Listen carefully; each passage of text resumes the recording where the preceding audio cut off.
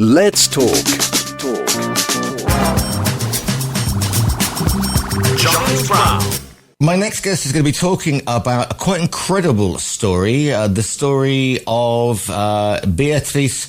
Well, it's a book that has been written by Beatriz Mateos Izquierdo.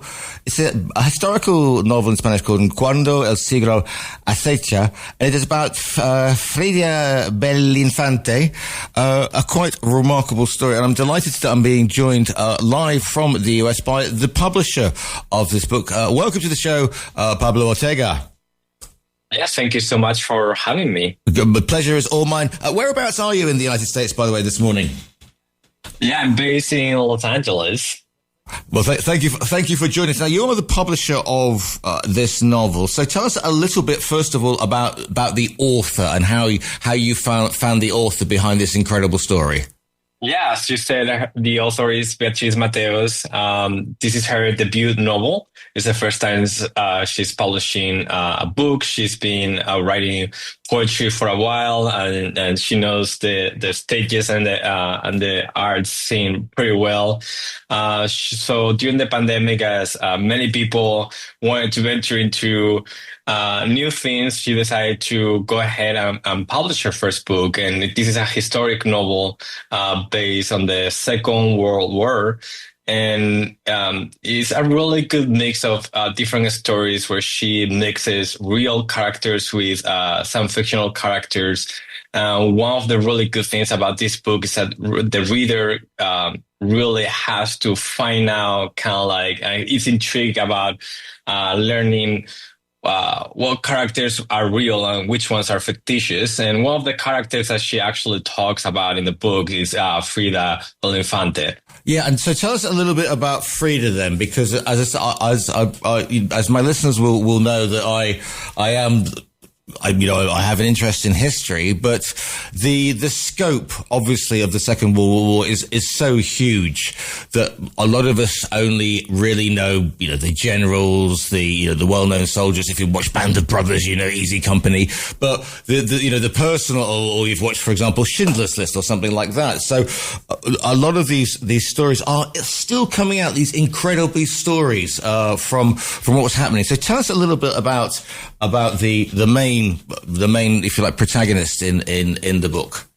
The main protagonist is called Selma. So the story revolves around her and her family, but there is a strong connection with music. And that's where we first hear in this story about Frida Belinfante.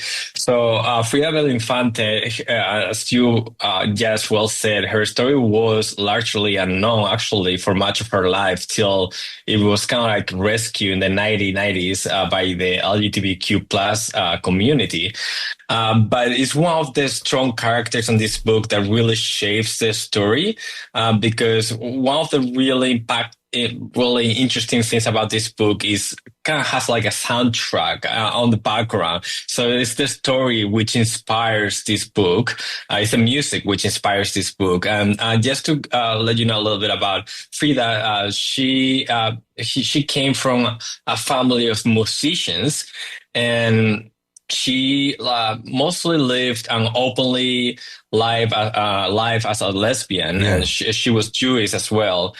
She became one of the very first females to conduct an orchestra. She actually founded in the 30s something called the Little Orchestra that she conducted, and she was one of the very first women to direct an orchestra. So that's really shocking for that period of time.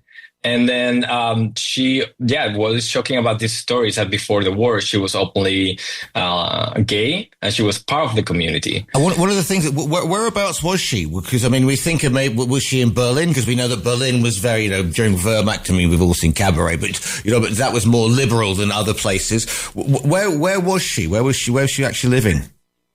She was actually in the Netherlands. She was born in Amsterdam. So the story kind of covers that moment of history where the Germans kind of like take over the Netherlands. And that's when her life became threatened by the Nazis. She actually had to go into the hiding because she was both a Jewish and a lesbian. and she became part of the resistance during this takeover of the Netherlands. One of the things that we see on the book Cuando, sigilo, acecha is the story about the bombing of the archives in Amsterdam. She was one of the participants of this bombing, where all the archives were in Amsterdam, where they kept their records of who was Jewish, and they bombed it along with these other activists, Will and Aaron Deus. He's also part of the book, and fortunately for her, she was able to escape, but Willem was captured and later killed, unfortunately. And then the kind of like the story covers how she had to go into hiding and dress out as a man so she wouldn't get captured. And then later on, she tried to stay as part of the resistance in Amsterdam for a while. And then the story covers how she eventually had to fled to Switzerland. It's incredible, isn't it? If you think about the way that artists, musicians, painters, actors, they too were involved in the resistance. You think about there were, students of the Bauhaus in Germany who opposed the Nazis because the Nazis called it degenerate art. They liked their art to be sort of these awful sort of Aryan, sub Michelangelo. I'm bringing Michelangelo down by saying that type sculptures, and yet there were artists who were brave enough to keep performing, if you like, or keep painting in occupied, but also artists who were prepared to do things that you wouldn't think that orchestra people would do, like joining the resistance movement. Yeah, and that's correct. And that's one of the many things that we're going to see on the book. Actually, the book is about a family of artists. Selma starts as a young girl who is just trying to have a normal life till the Second World War happens. And some of these stories you will find that are really related to what you are speaking about, and how these artists were a key part of the resistance, and how they help other people, but they are surrounded by the horrors of war. So it's about survival. And one of the really good things about this book, and is when a reader grabs a book, one of the things I want to do is really enjoy the book. Well, I have good news is that once you start reading this book, it's going to be really hard for you to stop reading it. And also the other thing is the fact that, we live in a world at the moment that is saying, oh, it's, everything's terrible because it's, we've got diversity. And I know over in the States, there have been some moves recently, to put it mildly. And, back in the day, people didn't do this, and men were men and women were women. Well, this is a woman in 1930s Holland who is living an openly gay life. Okay, it's difficult, but it's accepted. She's not being persecuted by the Dutch people, obviously. And so to say that, woke and this sort of thing is a new invention is absolute rubbish for a start, and B, it just shows how the mentality of the twisted mentality of the Nazis was, because they saw this as degenerate, and we know the horrors of the camps, but also there were homosexuals were put in there, Romani were put in there, traveling communities, the Republican political prisoners were put in there, Freemasons were put in there. There were all sorts of other people. I'm not detracting from the horrors, that came from the Jews, but obviously Frida is both lesbian and Jewish. So in a horrible way, she's and an artist, musician. She's ticking all the boxes of the sort of people that these barbarians would hate. Yeah, and you are absolutely right about that. That now we're seeing like similar things happening. And this is a really strong political debate in the U.S. right now. Obviously, there is a lot going on, and there is actually a resistance movement starting to take place in the U.S. There's this quote I heard last week about wokeism, this new term, and I remember someone saying, I think it was an artist who said, if wokeism or being woke is about caring about other people and minorities, I'm woke. What's wrong with that? So reading about Frida and how all this happened, 100 years ago, and she was brave enough to live openly life, being a lesbian. She is a brave figure, and one of the things about this book and why we have history, so we can learn from it and do not repeat history. So there is something really interesting that the author of the book said in another interview where she got asked something similar about the political state of the world right now. And she recommended people like Elon Musk to get a copy of the book and read it so they can kind of learn about these figures, because these are the true heroes. And also the thing is that what they're trying to do is say, well, these people are the Untermenschen, these are the under people. They don't have a culture. They don't, they bring nothing to the table. They've always been takers. They've always been like leeches or something like that. But of course, her music draws on a rich traditional vein of Jewish history, of Jewish music, of Jewish storytelling, both oral and also writing. Yeah, and what we see also nowadays, and with everything that we're seeing around us, is just that we really need to pay attention to these kind of stories that are on the book, to make sure that we don't forget that there were other voices, that minorities don't need to be silenced, that they have some figures in history that they can relate to. And also what we notice, both in the Second World War and right now in the political state of the world, is that they, some parties decide to put all the focus in minorities, to attack them just because it's easy to focus on these minorities and bully them, while we're being distracted, fighting with each other, instead of focusing on what's happening at the upper levels of the world.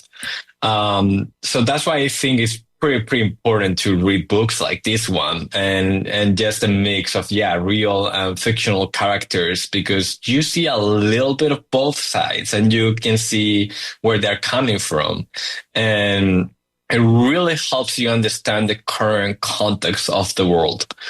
But and then at the end of the day, it's about the human experience. I mean, we all have the human experience. I mean, obviously, this is extreme. She's fleeing Nazi persecution. She goes to Switzerland, and then from there, does she get to the States? What? Because Switzerland's neutral. Is she able to then, like so many people during and after the war? Yeah, after the war, she basically found that Netherlands didn't feel like home anymore, as she had all this pain about all the friends, close friends, US friends, friends from the LGBTQ plus community that she had lost. So it brought her a lot of pain. And she decided to, like many others, flee to the US. She actually moved to Southern California, near LA, actually, in Orange County, and she started her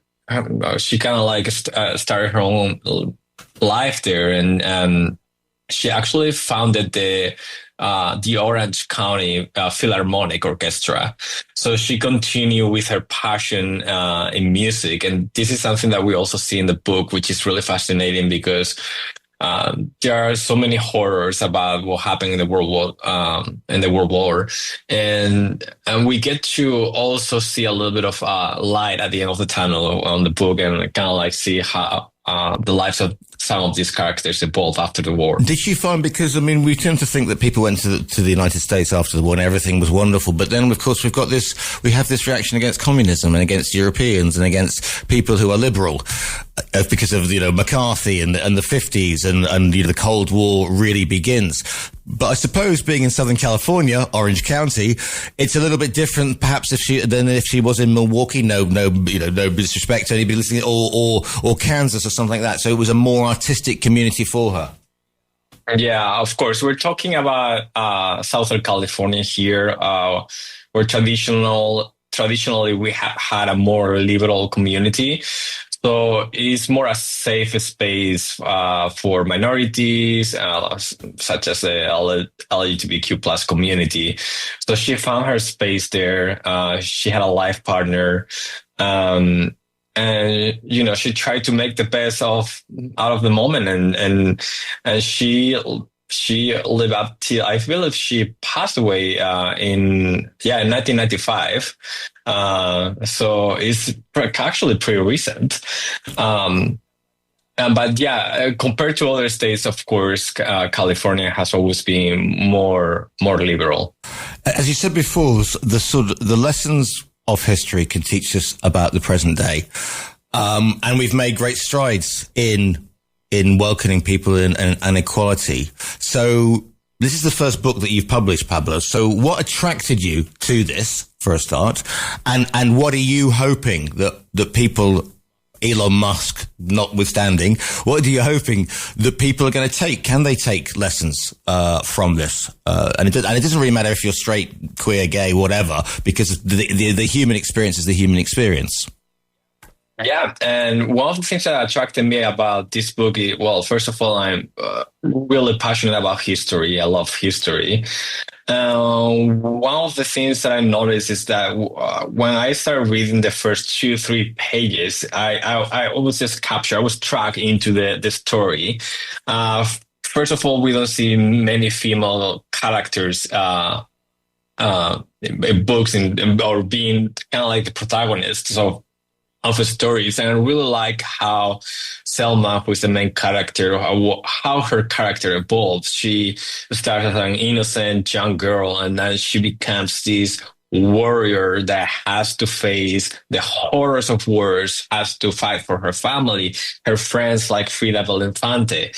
And we see her journey from the Netherlands all the way also to actually Los Angeles. She ends up living in Los Angeles, and I find many of her kind of like I don't want to talk too much about that part of the book because it's interesting, but she actually makes it to LA, and she makes it to the LA film industry, in Hollywood in the 40s, and it's a really, really interesting story. And there are other elements that we get to hear about the book, like Mr. Hearst and the Hearst Castle, and for me to be able to have a combination of these mix of European history and the Hollywood life in the 40s, and it's just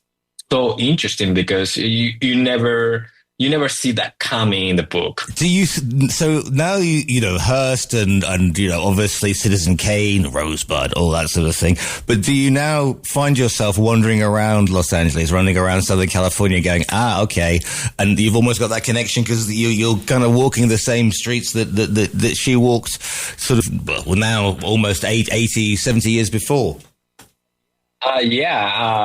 It's really fascinating because one of the wonders of California, I will always consider that the Hearst Castle is something people cannot miss when they visit California. It's not really that well known, but when you know the story about the Hearst Castle, is just mind blowing, and everything that happened there. Of course, the entire story about Hearst, which could be a book by itself.